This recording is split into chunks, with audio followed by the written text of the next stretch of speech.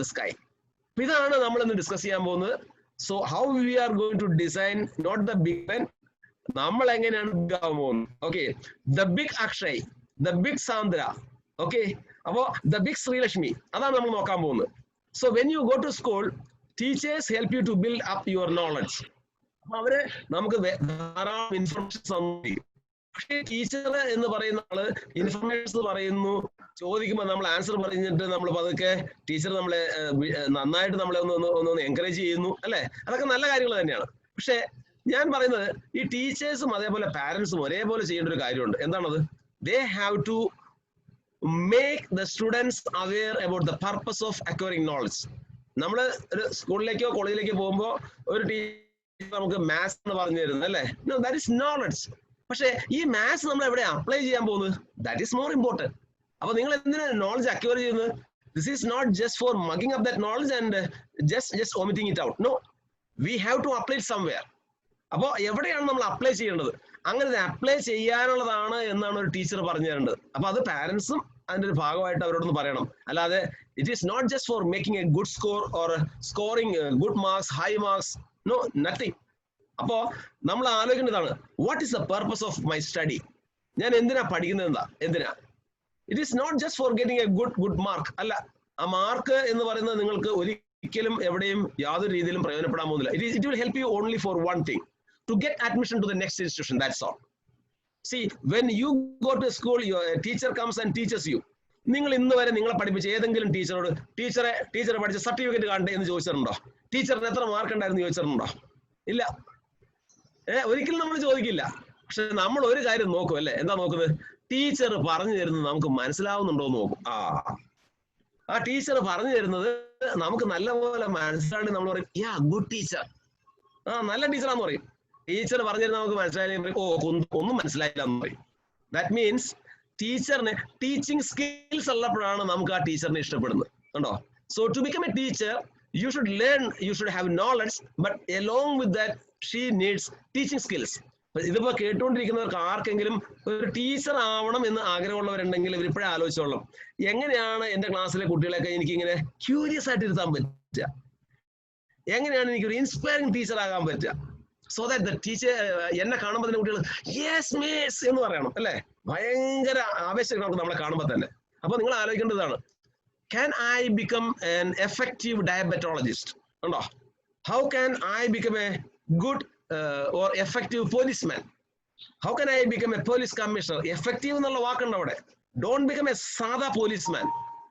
No, that is just ordinary. You should be extraordinary. If you play like Messi, if you run like Usain Bolt, if you are a batsman, bat like Virat Kohli. അല്ലെ? അടിച്ച 6 പോണം. അപ്പൊ അതിന്റെ trick അയാൾക്കാരുള്ളൂ. അപ്പൊ ആ skills ആരെങ്കിലും, നിങ്ങളുടെ mic on ആണെങ്കിൽ ഒന്ന് ഓഫ് ചെയ്തോട്ടോ, വരുന്നുണ്ട്. മൈക്ക് ഒന്ന് മ്യൂട്ട് ചെയ്തോളൂ. ഓക്കെ. അപ്പൊ whenever you do something, do to the best of it. അപ്പൊ അതാണ് നമ്മൾ അറിയേണ്ടത്. Why I study? What is the purpose of my study? What is my effort of acquiring knowledge? അപ്പൊ knowledge എന്ന് പറയുന്നത് ഒന്ന് നമ്മൾ നന്നായിട്ടൊന്ന് മനസ്സിലേക്ക് എടുക്കണം. It is not just for making a good score or a progress report. No, nothing. അപ്പൊ അവിടെ നമ്മൾ 3 കാര്യങ്ങളാണ് ഞാൻ പറഞ്ഞത്. I am just going to tell you a formula that is called F³ formula. ഈ 3 F ആണ് നമുക്ക് എപ്പോഴും ലൈഫിൽ ഇനിയുള്ള ഒരു 10 വർഷത്തേക്ക് നമ്മളൊന്ന് പ്ലാൻ ചെയ്യേണ്ടത്. അപ്പൊ അതിന്റെ ഫസ്റ്റ് 2 പാർട്ട് കഴിഞ്ഞതാണ്. അപ്പൊ അതെന്താണെന്ന് നമുക്ക് നോക്കാം. The first F is nothing but information. You go to a college, you go to a school and get enough information. But diabetologist ആവണം എന്ന് പറയുന്ന ഒരാളെ സംബന്ധിച്ച് എന്താണ്, what should he learn to become a diabetologist? അപ്പോ അക്ഷയന് എന്തെങ്കിലും idea ഉണ്ടെങ്കിൽ ഒന്ന് പറഞ്ഞു. Akshay, to become a good diabetologist, what you should learn as a subject? What all subjects you should learn? Science, endocrinology. Okay. Taking MBBS, MD. Okay. Endocrinology is a branch of medicine, അല്ലേ? പക്ഷെ അതിന്റെ basic subjects ഏതൊക്കെയായിരിക്കും? Again in science we have four different branches: physics, biology and chemistry. Exactly. No. Without biology, without learning biology, how can you diagnose a patient? And without the help of chemistry, how can you give, recommend, or how can you decide upon a medicine? Because every medicines are chemical compounds. അപ്പോൾ ഞാൻ പഠിക്കുമ്പോൾ എനിക്ക് ബയോളജിയും കെമിസ്ട്രിയും ഇഷ്ടമല്ലാത്തൊരു കുട്ടിയാണെങ്കിൽ എനിക്ക് ആ subject പഠിക്കാൻ പറ്റുമോ? That is the basic thing what you have to think. Because എല്ലാവർക്കും എല്ലാ സബ്ജക്റ്റും പഠിക്കാൻ പറ്റില്ല. Getting score means it is nothing. That can be made possible by a good teacher. But if the subject is with you, that will be there even without a teacher. ഒരു teacher പഠിപ്പിച്ചില്ലെങ്കിൽ നമുക്ക് പഠിക്കാൻ പറ്റണം. That is your subject. കണ്ടോ? Even in the absence of a teacher, if you can learn something, that is the thing what you have inside. അപ്പോൾ ആ information part കഴിഞ്ഞാൽ second part വന്ന് formation ആണ്. But to become a diabetologist, there's a kind of formation happens in my life. കണ്ടോ? പക്ഷെ ആ formation എപ്പോൾ നടക്കണം? No, that should happen now. ഇപ്പൊ നടക്കണം. കാരണം എന്നാലേ നമ്മൾ ഈ ഫൈനൽ ഫോർമേഷൻ നടക്കുള്ളൂ. What is the transformation? From a student you will become an employee. Okay, whatever it is, whether a teacher or a doctor or whatever it is. Okay, അപ്പോ ഒരു building blocks ഉപയോഗിച്ച് നമ്മളൊരു pyramid ഉണ്ടാക്കുന്ന പോലെ നമ്മുടെ ലൈഫിനെ നമ്മൾ ഇങ്ങനെ ഒന്ന് അടുത്തൊരു 10 വർഷത്തേക്ക് നമ്മളൊന്ന് ബിൽഡ് ചെയ്യാൻ പോകണം. And how you will build? Very simple. ഞാൻ അതിന്റെ റിവേഴ്സ് ഓർഡറിലാണ് കാണിക്കുന്നത്. This is the level when you reach your higher education. ഇപ്പൊ അക്ഷയ് പറഞ്ഞ ഒരു പോയിന്റിൽ ഇവിടെ വന്ന് നിൽക്കുന്നുണ്ടോ? He's at the top of his life. പക്ഷെ അതിന്റെ ഫൗണ്ടേഷൻ നോക്കി, അതിന്റെ ബേസ് നോക്കി. The base is higher secondary, +2. അതിന് താഴെ പറഞ്ഞുണ്ട് സെക്കൻഡറി. ഞാൻ എന്തിനാ ഇങ്ങനെ കാണിച്ചിരിക്കുന്നത് അറിയോ? സെക്കൻഡറിയിൽ ധാരാളം പേർക്ക് പഠിക്കാൻ സൗകര്യമുണ്ട്. But when you move to your higher secondary, the space will be less.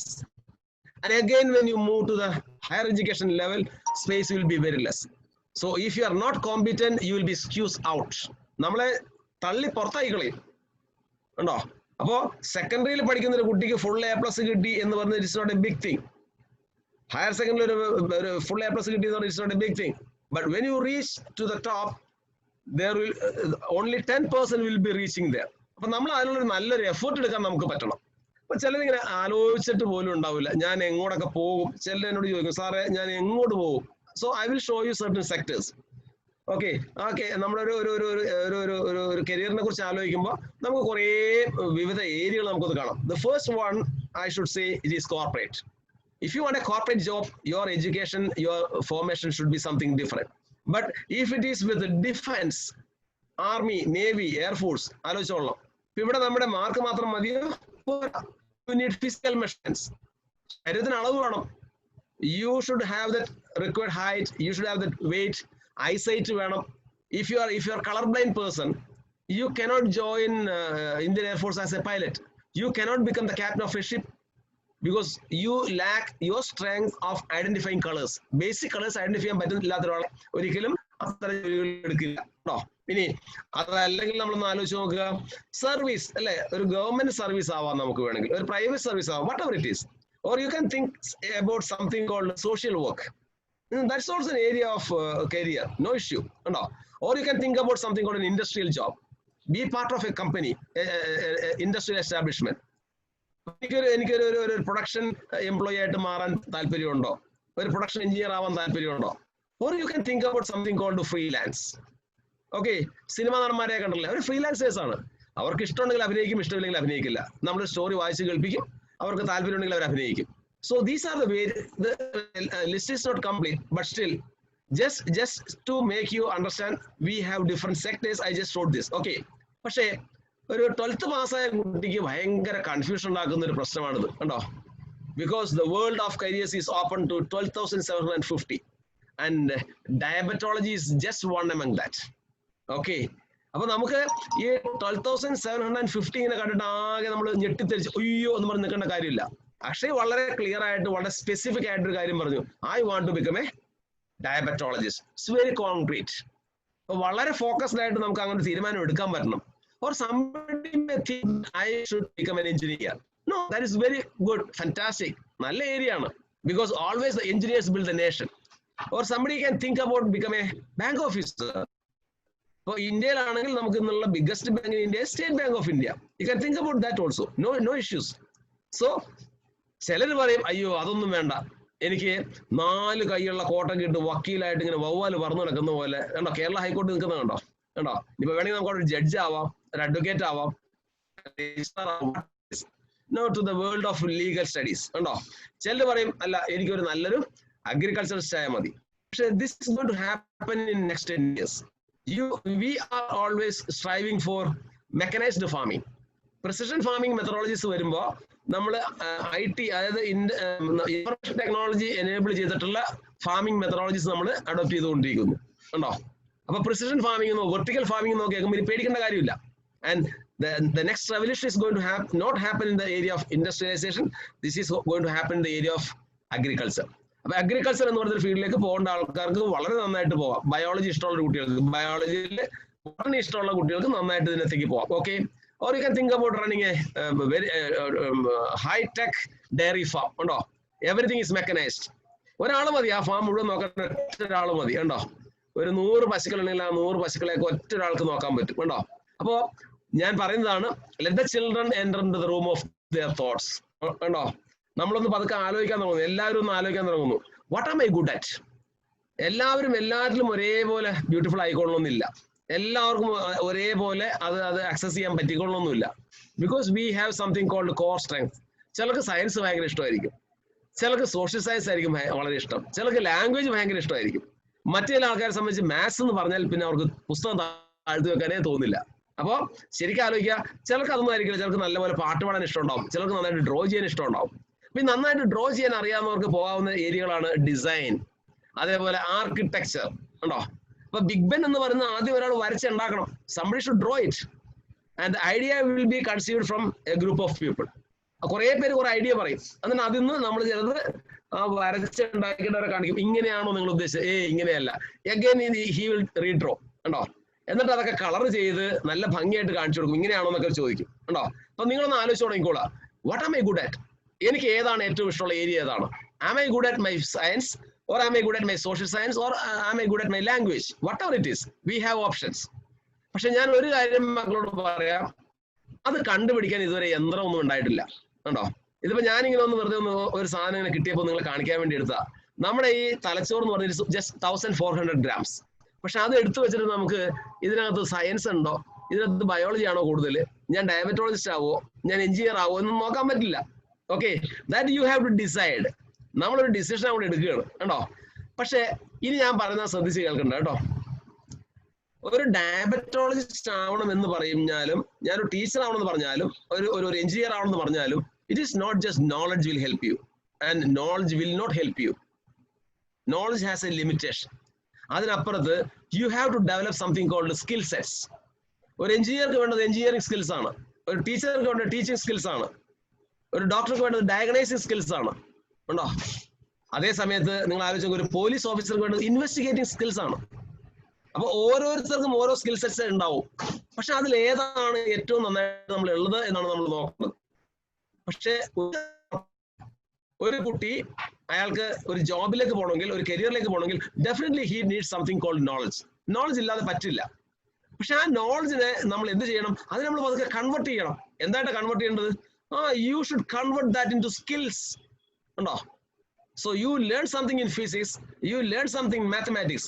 ഇത് രണ്ടും കൂടി യൂസ് ചെയ്തിട്ട് നിങ്ങൾ ടൂൾ ഉപയോഗിക്കുമ്പോഴാണ് certain machines are working, certain fabrications are happening. ഉണ്ടോ, അപ്പോ if you have the knowledge, ഏത് തരം സ്കിൽസ് ആണ് എനിക്കുള്ളത്? അപ്പൊ ഞാൻ നിങ്ങളോട് ചെറിയ എക്സാമ്പിൾ പറഞ്ഞുതരാം. ഞാൻ പഠിച്ചത് മെക്കാനിക്കൽ എഞ്ചിനീയറിംഗ് ആണ്. എന്റെ കൂടെ പഠിച്ച ഞങ്ങളൊരു 16 പേർക്ക് ഒരേ കമ്പനിയിൽ ജോലി കിട്ടി. പക്ഷേ അതിൽ 4 പേര് പറഞ്ഞു ഞങ്ങൾ ഡിസൈനിലേക്ക് പോകാമെന്ന് പറഞ്ഞു. എന്ന് വെച്ചാൽ കാര്യം മനസ്സിലായോ? അവർക്ക് ഇങ്ങനെ ഷർട്ടയില് കോളറയിലൊന്നും അഴുക്കാകുന്ന പരിപാടിയൊന്നും പറ്റില്ല, ഒരു സ്ഥലത്തിരുന്ന് ഡിസൈൻ ചെയ്തോളാം എന്ന് പറഞ്ഞു. കണ്ടോ, പക്ഷെ ഡിസൈൻ ചെയ്യണമെങ്കിൽ എന്ത് വേണം? ന്യൂ ഇൻഫർമേഷൻസ് കിട്ടണം, എന്നിട്ട് ന്യൂ ഡിസൈൻസ് വരണം.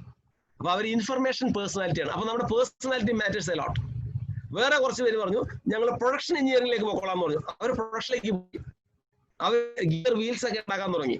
കണ്ടോ, അപ്പൊ അവരുടെ കൈ കൊണ്ട്, ഷെഫിനെ കണ്ടിട്ടുണ്ടോ ഹോട്ടലിൽ പോകുമ്പോ? അയാൾ കൈ കൊണ്ടാണ് കുക്ക് ചെയ്യുന്നതൊക്കെ. ഒരു ടെക്സ്റ്റൈൽ ഷോപ്പിൽ ചെന്ന് കഴിഞ്ഞാൽ അവിടെ തുണി കട്ട് ചെയ്യുന്ന ആൾക്കാരുണ്ടാവും. ചിലർ ബില്ല് എഴുതുക മാത്രമേ ഉള്ളൂ, ചിലർ ക്യാഷ് മേടിക്കുക മാത്രമേ ഉള്ളൂ. കണ്ടോ, വേറെ ചില നമ്മൾ ചിലപ്പോൾ കൈ കൂപ്പി നമ്മളെ വരൂ സാർ എന്ന് പറഞ്ഞാൽ അകത്തേക്ക് വിളിക്കും അല്ലേ. ആലോചിച്ച് നോക്കുക, ഓരോരുത്തർക്കും ഓരോ ഡിവിഷൻ ഡിവൈഡ് ചെയ്ത് കൊടുത്തിട്ടുണ്ട്. That depends on their skills. കണ്ടോ? ഇനി എന്റെ കൂടെ തന്നെ ഉണ്ടായിരുന്ന വേറെ കുറച്ച് പേര് അവര് സെയിൽസിലേക്കാണ് പോയത്. കാര്യം എന്താ? അവർക്ക് നന്നായിട്ട് സംസാരിക്കാൻ അറിയാം. They have people skills. എത്ര സ്ട്രേഞ്ചർ ആയിട്ടുള്ള ഒരാൾ വന്നാലും അയാളോട് നല്ല ഭംഗിയായിട്ട് സംസാരിച്ച് അയാളെ കുപ്പിയിൽ ഇറക്കി ആ കാർ അയാളെ കൊണ്ട് വിൽപ്പിക്കാൻ അവർക്ക് പറ്റുമായിരുന്നു. they were called sales managers. Okay, പക്ഷെ ഞാൻ സെലക്ട് ചെയ്തത് സർവീസ് ആണ്. എനിക്ക് രണ്ടും ഇഷ്ടമായിരുന്നു. ആളോട് സംസാരിക്കാൻ ഇഷ്ടമായിരുന്നു, കൈകൊണ്ട് വർക്ക് ചെയ്യാൻ താല്പര്യമായിരുന്നു. So I become a service engineer. ഞാൻ മാരുതി കാറുകളുടെ റിപ്പയറിംഗ് ചെയ്യുന്ന ആളാണ്. എനിക്ക് ഉണ്ടാക്കാൻ ഇഷ്ടമില്ല, ഡിസൈൻ ചെയ്യാൻ എനിക്ക് ഇഷ്ടമില്ല, വിൽക്കാനും എനിക്ക് ഇഷ്ടമില്ല. But I love to service it. ഇപ്പൊ കഴിഞ്ഞ 32 വർഷം